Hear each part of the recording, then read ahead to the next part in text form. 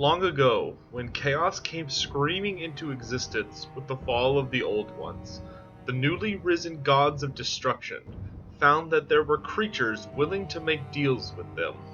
One such race was that of the Dragon Ogres, a monstrous group of ancient beings that had warred with the dragons for control of the world until they were at last banished to the cold north by the arrival of the Old Ones. While most of the world's races battled against the servants of chaos, the Dragon Ogres instead saw opportunity. The ancient Shaggas of the Dragon Ogres gathered and called upon the Dark Gods to make a deal. The mightiest of the Dragon Ogres were led by the father of their race, Krakenrock the Black, who struck a pact with the gods of chaos. Immortality at the price of eternal servitude. However, there was one other who played a major part in the bargain, one of the firstborn kin of Krakenrock. According to legend, this other Shaggas' part in the deal with the Chaos Gods was such an affront to nature that the sun would never again shine on him. Every 8 generations of man, when the Chaos Moon Morsalib waxes full in front of the true moon, a terrible storm crashes down in the World's Edge Mountains. When this storm reaches its climax, Kholek Suneater, the Herald of the Storm, awakens once more. Kholek is one of the most ancient beings in the Warhammer world. He is easily older than the races of elves, dwarves, and men, even predating the arrival of the Old Ones. The Shaggoth spends most of his time sleeping away entire ages of the world in the glacial realms in the northern mountains, though this was not always the case. During an unidentified time, though it was likely the Golden Age when the elves and dwarves stood united, Kholek met his match on a battlefield in the far north. Here, he unleashed his godlike might against an army of high elves, perhaps even with dwarven allies, that sought to end his menace to the world forever. Yet despite their strength and skill, the allies were no match for Suneater, and decided upon a different plan. The elven archmages from Ulthuan unleashed a terrible spell of ice, and sealed Kholek alive inside of an immense magical prison that appeared as just another glacier. Here, the Dragon Ogre remained for hundreds, if not thousands of years, encased in magical ice. That was until the rogue wizard named Malefix arrived, guided by the whispers of the Dark Gods. The mad wizard summoned an immense firestorm which began to melt the prison of the ancient monster. With his prison weakened, Kholek awoke and smashed his way free with an enraged roar. The mountain god had returned to resume his rampage against all things. The only appearance of Kholek since his release was during the Great War against Chaos, when the ever-chosen Azavar Kul led a force south into Kislev. The ancient Shaggoth joined this army and aided in the utter destruction of Prague, but we'll talk about that more in the famous battles section. Let's go ahead and move on to Kholek's equipment. When Kholek marches into battle, he always wields his immense hammer named Star Crusher. This massive weapon was forged eons ago in the heart of a raging volcano and was enchanted to fell even the mightiest of foes. This hammer is capable of slaughtering the greatest of dragons with a single blow, and can shatter the strongest fortifications of men with terrifying ease. Suneater has also been encased in great plates of brass that cover his entire body, all the better to attract lightning, which energizes and enlivens him. His armor is older than the race of men, and covered in soot from the flames of destruction unleashed by the Herald of the Tempest. Also due to this armor, Kholek has the formidable ability to channel the lightning coursing throughout his body and hurls it at foes, obliterating entire regiments and exploding towers in flashing bolts of blue light. With that out of the way, let's go ahead and move on to the skills that Kholek possesses. Kholek Suneater is one of the most physically powerful monsters to ever roam the Warhammer world. When he awakens and takes action, few can hope to withstand his wrath. He is without a doubt one of the mightiest champions Chaos can unleash to destroy the world. When it comes to age, only the eldest of the Lizardmen can come even remotely close to Kholek. It's not exactly clear when exactly Kholek or his father, Krakenrock the Black, were born, but both of them are immensely old. This long life has allowed Kholek to become a terrifying general and warrior, though he rarely cares or even notices the hordes that follow him into battle. Speaking of these hordes, following Kholek into battle are the numerous tribes that worship him as a mountain god. He is also joined by many of his brethren that also awaken from the intense storms capable of rousing the Ancient. This of course means whenever Kholek awakens and decides to take action, he begins with a large army at his back, allowing him to just immediately go down to the south and wreak havoc on all he meets. Now, let's go ahead and move on to his most famous battle, the Siege of Prague. Roughly 200 years before the reign of Karl Franz, the world of men faced the greatest threat of their age. The hordes of chaos had been united under a new Everchosen, named Azavar Kul, and death came for the southern nations. First to feel the wrath of the dark gods was the great city of Prague. The mighty city of Kislev had stood against uncounted invasions, and refugees flocked there in their thousands. The immense walls of Prague had held against all foes, and could not be breached with ease, so the Kislevites had hope reinforcements would arrive in time. They were fools to have hope. When Azavar Kul arrived at the city, the Everchosen showed the world why he was the uniter of the Dark God's armies. While he let the less valuable troops of his force die in droves assaulting the walls, he instructed the plague sorcerers of Nurgle to infect the overcrowded city with disease. As the defenders were whittled down by hordes of warriors and plague, they still prayed for deliverance, yet what next approached the wall would bring only despair. A raging tempest broke over the city of Prague. Lightning flashed in the sky as Azavar Kul called for the city to finally be broken in the winter of 2302. The defenders of Prague watched in silent terror as a massive shadow passed over them.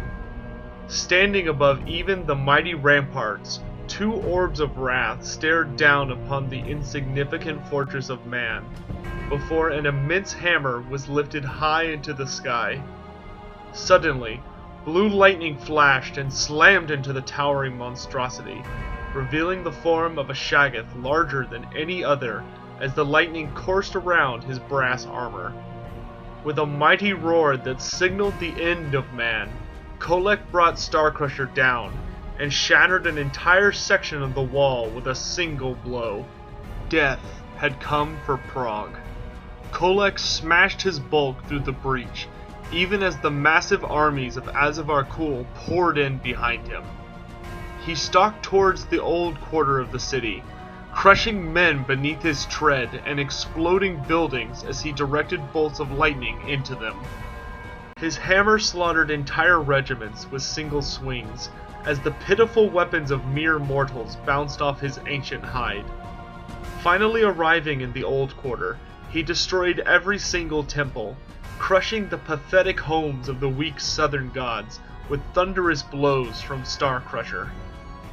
After that entire portion of the city lay in utter ruin, Kholek grew bored of the unworthy battle and left, returning to his glacial realm, even as the Everchosen damned the city of Prague with foul magics, then marched on towards the city of Kislev itself, where he would meet his fate.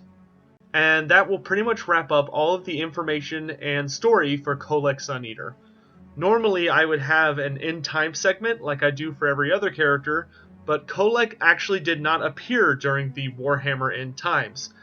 We have no idea where he was or what he was doing, though I would say it's safe to assume he was terrorizing some poor city, smashing everyone aside, Maybe there was some epic confrontation between him and another hero from one of the other races that did not make an appearance at the end times. Who knows? But in any event, I'm going to go ahead and ramble a bit, shall I say, about Kholek in Total War Warhammer. So let's go ahead and get started on his Total War Warhammer stuff. The first thing I want to address is Kholek's size. I've seen some talk, especially on the Total War Warhammer forums, about people worried that he's not as big as he should be, and I want to go ahead and put these to rest, but the reason people may feel that way is in the lore. Yes, Kholek is absolutely immense. At the Siege of Prague, he was written as able to see over the walls, and these were huge walls. I mean, that was a extremely fortified city. But the thing is, even in his tabletop representation or his profile picture, which is what's up here, he's not actually quite that big. You'll notice in this picture that his feet are about right to step on that guy falling over there. And this is his official picture from the 8th edition Warriors of Chaos book. So I would say that this guy right here that we have for Total War Warhammer is actually the exact same size as how big he was intended to be. Yes, in the lore, sometimes when he makes an appearance, he comes off as bigger than that. But I think if he were to be any larger than the model they've designed, it would be kind of ridiculous. That being said, his hammer is still as large as, at least, I mean, looking at this picture, I could probably fit like 6 of those prone guys onto that hammer and still have a little leftover space even. So I would say he's adequately sized. I'm really okay with the Kholek we're getting. Secondly, a lot of people are wondering, well, how should Kholek perform in sieges? Well, I hope that they take inspiration from him in the Siege of Prague, and that him and other monsters/monstrous characters are able to attack walls. It makes perfect sense that Kholek should be able to lumber forward and just start wailing on the walls of Altdorf or Karazakarak or wherever with his hammer, Starcrusher. That's what it's meant for, is just to destroy really big things and just blow them to pieces. I would like to see that implemented. I don't want him to just one-shot the wall like he did at Prague, but I would like it if we could use him for that purpose. So that, especially since Chaos doesn't really have as many siege weapons to rely on, you know, all we've got going for Chaos are Hell Cannons, which are probably a near end-tier item, unit, I would think. But so monsters may have to pull the weight for Warriors of Chaos when bringing down walls. So I hope Kholek's able to contribute to that. I can understand if he isn't, but I think he should. Though, of course, it should be dangerous. I mean, if your enemy has nothing but, you know, has a butt ton of cannons and or organ guns or whatever on the wall, and you just run Kholek up by himself, prepare for Kholek to get shot and obliterated. Next would be his Hurl Lightning ability. I haven't seen any indication of that in this trailer. That being said, it's his only signature ability outside just smacking people with his hammer. So I imagine they're going to implement that because his Herald of the Tempest rule is really famous for him as a character. And I hope that they pay the proper respect to that ability. Because the idea of just hurling a lightning bolt, you know, smack a gyrocopter out of the air or blow up a unit of fast cav or whatever sounds like way too much fun to miss out on, so I really hope we get that.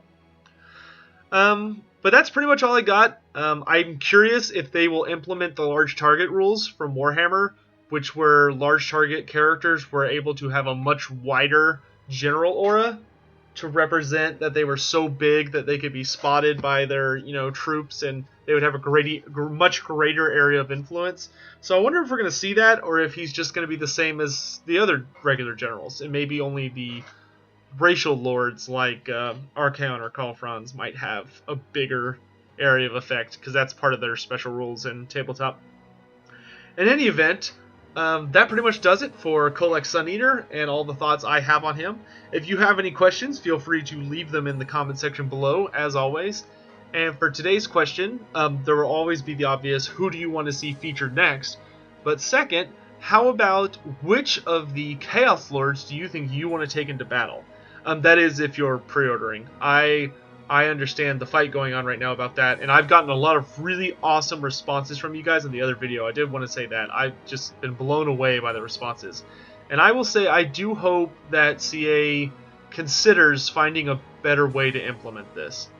But in the meantime, for those of you who are pre-ordering, or for those of you who just really want to play Chaos, whether you have to pre-order or hope that CA changes their mind on the subject, which Chaos Lord would you pick for your first campaign? Kholek Suneater, Sigvald the Magnificent, or Archaon Everchosen? Let me know. In any event, be sure to like, share, and subscribe. As always, I'll have some hopefully pretty big things coming in the future, so stay tuned. Have a good night.